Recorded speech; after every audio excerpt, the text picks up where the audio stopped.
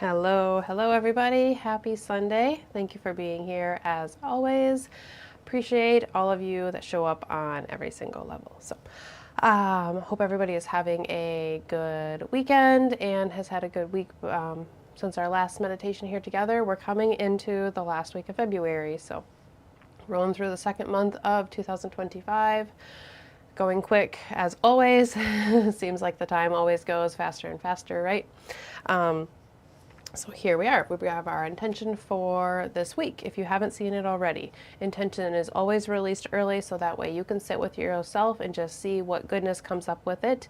And there's also the astrological weekly outlook overview, that video that is coming out on Saturdays also. So giving you good ways to not only prep for this meditation, but also prep for your week astrologically here. So lots of ways to think about it and contemplate before we meet here.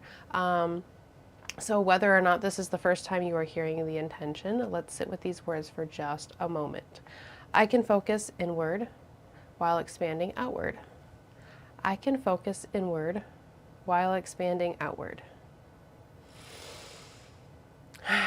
So just seeing what comes up when you hear those words, how it makes you feel, any emotions, any thoughts, any feelings, anything that it makes you want to do, anything that makes you want to avoid, just your first thoughts and feelings. First reactions. I can focus inward while expanding outward.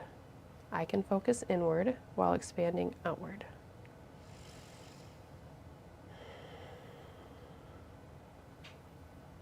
We have a few things this week. We have a lot of water element things going on, including the new moon in the sign of Pisces. So we start out this week right here on Sunday with Mercury trining Mars from the sign of Pisces. So Mercury is at 17 degrees of Pisces. Let's go ahead and put the chart up. We've been doing that lately, and it seems like people are appreciating that. So Mercury is at 17 degrees of Pisces, so that's in the 7th house on this chart here.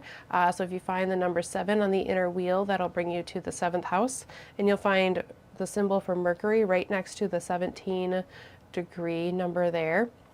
And then if you follow the wheel around to the 11th house, you will see Mars at 17 degrees of Cancer. So this is a water trine. Both planets are in water elements.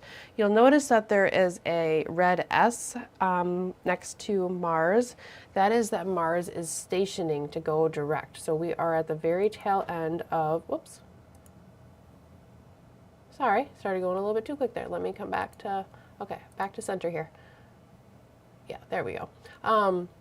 Okay, so it has now switched to the 6th and 10th house, but you still see the same trine here. This is the live clock for like what's going on right now. Anyways, so you see the S next to Mars there. That is Mars is stationing. So Mars is coming to the very end of its retrograde, and what I meant to do is go one day at a time. So you can see the red S is Mercury stationing from the retrograde phase, and then it slows down to turn direct when it's the black S. And then by Tuesday, we have Mars moving forward direct. So this process of Mars retrograde is coming to a close. So what has been reviewed, what has been revisited, what has been changed is coming through its final look at it. So Mars is going to go direct over these last degrees of Cancer as it moves towards the sign of Leo, and that is going to bring the one last push, tying up any loose ends of where Mars has been working retrograde within your own chart. So all of that revisiting of the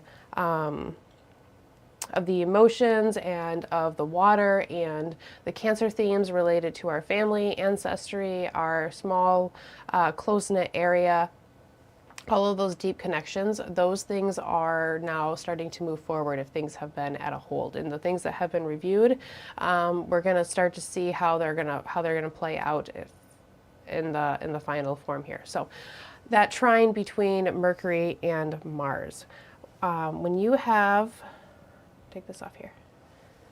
When you have the trine between Mercury and Mars, you have this serious, intense mental focus. Mars is the planet of movement, drive, motivation, ambition, the planet that makes us want to go and drives us to move different ways. Mercury is the planet of our mind, our thoughts, communication, perception, those tools and resources that come to us, right?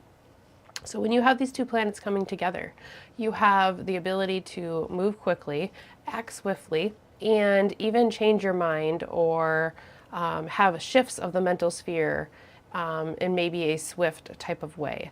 This is a water trine, so this is across the water element. Both signs are of water signs. So you have expansion, which is which is of the nature of a trine. So trines are of the nature of Jupiter. So they expand, they bring abundance, they bring two planets together in their highest expression. So whether it allows them to work together, but working together in a way where both of them are lifted up to be able to express themselves, express them fully. So you have this expansion of the emotions, expansion of the ways that we connect with others, and the ways that we connect with ourselves, and the way we connect with that which came before us.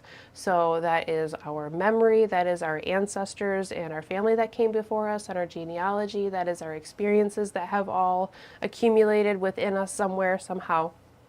So you have the expansion and the possible release of all of these type of things. So you could have this release of emotion. You could have blockages where maybe there's some sort of connective tissue connection blockages between you and somebody else, you and a group, you and maybe your own mental sphere. Those blockages can start to be cleared. There is much caring and nurturing energy across this water trine from Cancer and Pisces. Both of them they're water signs. They are feminine signs. They are signs that are receptive to what others have going on and how things affect others. So there is this very loving, tender, nurturing, and emotionally supported trine coming through in the very beginning of this week.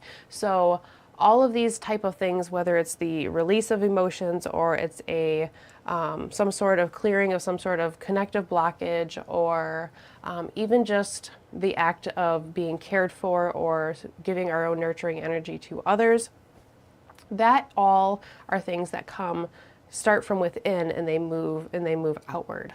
When we have a release of emotions, the emotions come from within our being and then they expand outwards. When there is some sort of connection between us and others, usually that starts from within and then it builds outward, whether that's a relationship that you have with another being, whether that's your connections to that which came before you, like your ancestry and your family. All of that starts from within, and then that connection expands us outward. So those connections to ancestry, family, origins, and understanding around that, and even some sort of subconscious healing or understanding coming through the beginning of this week is a good way to start us out of a week where we can maybe start with focusing our energy inward. Like I said, these things are all very personal and very inward focused type things, but then it sets us up for a way to be able to expand that outwardly somehow this week. So very interesting, expansive, yet personal and kind of inward, personal, and private, intimate energy that finds a way to expand across from the personal sphere into the collective sphere. So you have Cancer, which is the first water sign of the zodiac. It very much relates to that ancestry, to the origins, and to the family home sphere, to the small space, like think of the shell of the crab. Where Pisces is much more the collective waters, and it's bringing in the emotions and the experiences of all. So it's all of our experiences and all of our different emotions and reflecting on all of those, where maybe Cancer is more about experiencing all of those emotions. So it's bringing those two together here in an interesting way in the beginning of the week. If we move forward towards Tuesday, we will see that Mercury, after coming off of the trine with Mars, is going to move into a conjunction with Saturn. So if we move this chart forward to Tuesday, you will see that Mercury, we'll bring it back up a couple hours here, Mercury comes into a conjunction with Saturn. So in this chart at the moment, you will see Pisces, where the two planets are coming together in the 9th house. So again, find the numbers in the middle, find the number 9. That brings you to the 9th house, where you'll find Pisces. And both at 20 degrees, you will find Mercury and Saturn here.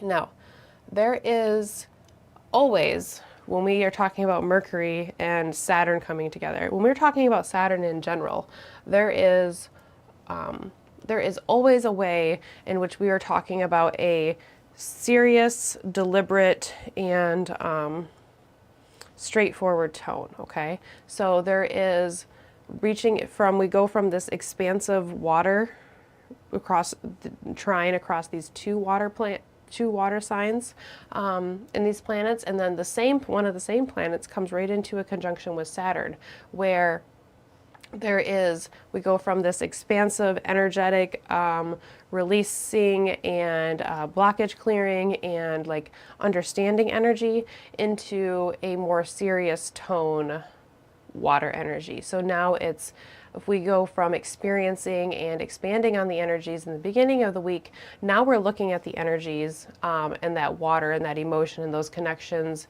in a little bit more of a deliberate and foundational way. We're looking at the frameworks, we're looking at the boundaries, we're looking at the limitations, and we're looking at new ways to understand our mind. We're looking at the boundaries of our mind and what we have been understanding, and maybe what more there is to understand out there. When you have things going across the water signs, the water element, there's this way in which we want to connect with things in order to create a deeper understanding. And sometimes it's an understanding that doesn't necessarily need words. When you have Mercury and Saturn coming together, sometimes it's more of just a mental understanding and a mental knowing. The other thing that I want to point out here with Mercury and Saturn coming together is that these are the two planets that within the traditional planets, these are the two that have traditionally represented some sort of fluctuation across boundaries, across worlds, across dimensions, across different viewpoints and perspectives. Mercury is ruled by Gemini and Virgo, so it's ruled by two mutable signs, two changeable signs that represent being in a place where there is a shift of seasons. So it's between Mercury, the two signs that Mercury rules. They are kind of like the in-between season areas, okay? So you have Leo season where the sun is solid, and if you're in the northern hemisphere, it's like where summer is very, very strong and very, very consistent. Once you get to Virgo season, then you're kind of in that shift. You're between summer and you're between fall. You're not quite in either one. In this Gemini season, you are between spring and you're between summer. So you're in that area where you get a little bit of both, and you're able to fluctuate between two areas and two seasons. So you kind of get a little bit of the extremes, where you get a little bit of both seasons kind of mixed together, and you don't really know necessarily what you're going to get.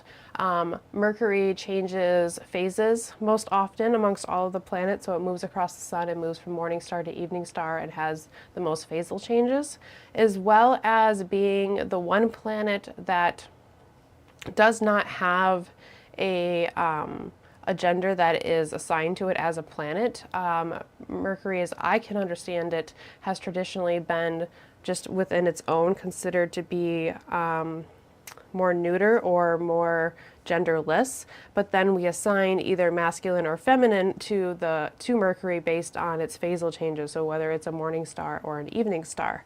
So there is this being able to shift amongst different planes within Mercury.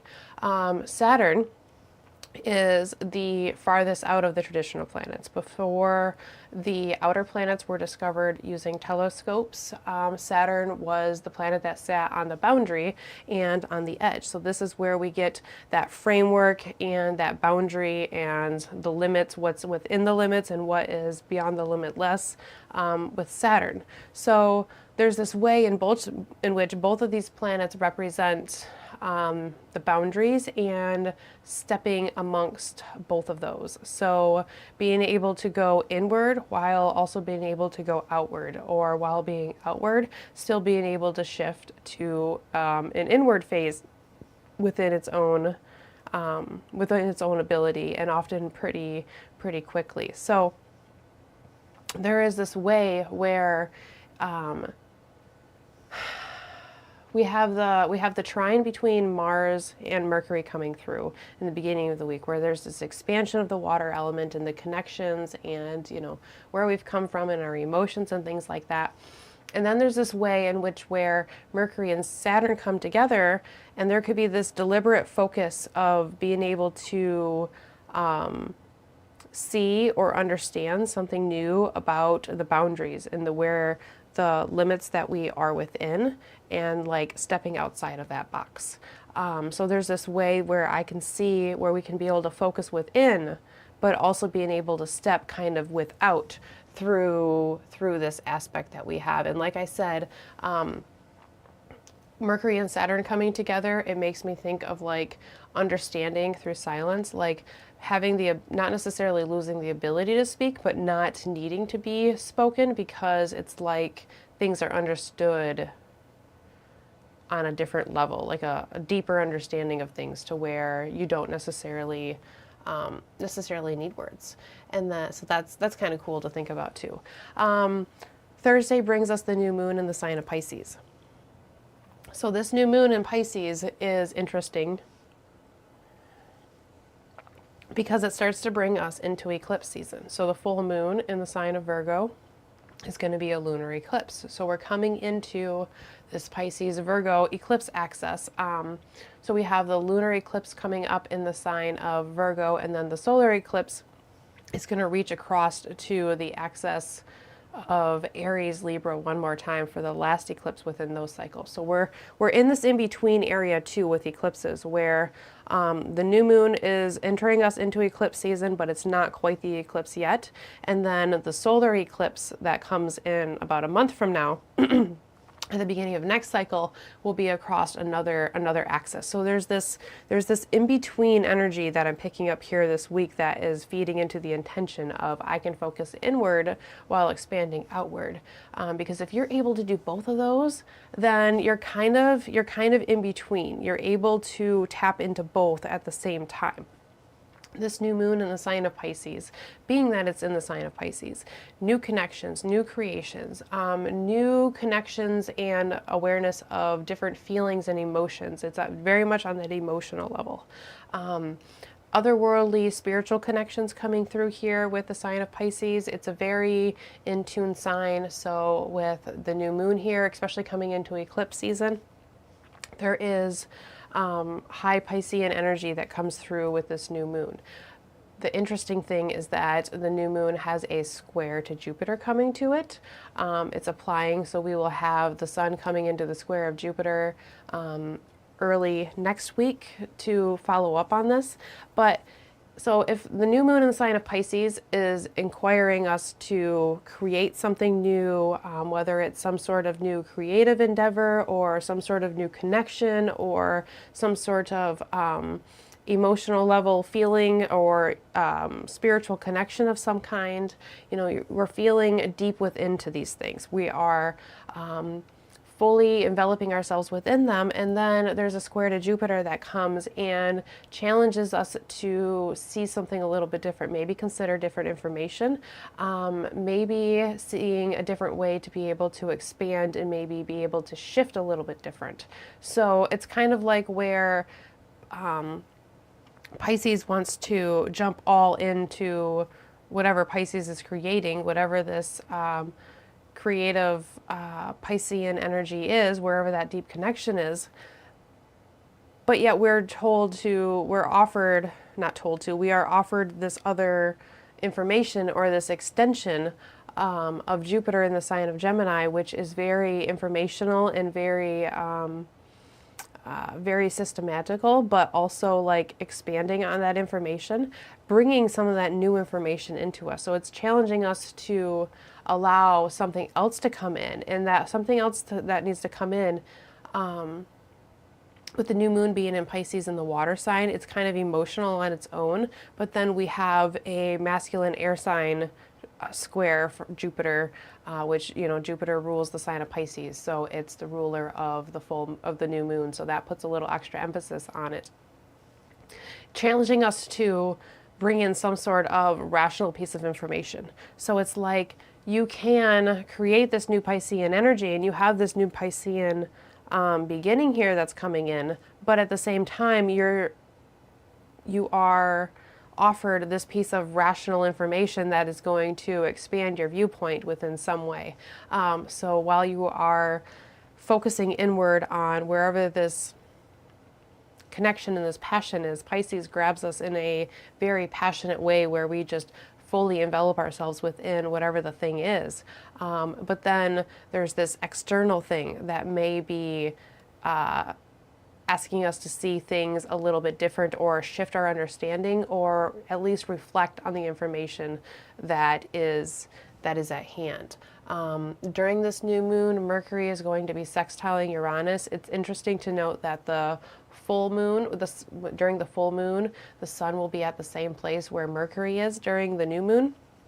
So there will be an interaction between both the new moon and the full moon to Uranus. So there is a shift, there is a change that comes, in a directional shift that comes with this lunar cycle. An ability to see things different, or maybe utilize some sort of different tool or different path, or being able to see a way to shift things. And that's explained within Jupiter, the Jupiter square as well. It's like, okay, you know where you're going, you have the intuitive guidance to take you down this path, but there's a little bit of rational information, and there's a different perspective that is offered for you to consider as well. So while you are focusing inward and listening to your own intuition, expanding outward and allowing that information to come in as well is also important. And by the end of the week, Venus will be stationing to go retrograde. So just as we have Mars getting ready to go direct, we have Venus getting ready to go retrograde, where she's going to start her revision. So there's going to be this review and this restructuring, and maybe a reignition, that's an Aries trait, and a reconnection, that's a Pisces trait. Venus is going to move backwards into Pisces within the Venusian qualities. So looking for ways to reignite the flame of desire, looking for ways to reconnect and reharmonize and rebalance ourselves, looking for ways that we can look at relationships of all kinds and seeing how they bring us joy, satisfaction, how we care for ourselves, as well as how others care for us and how we care for others.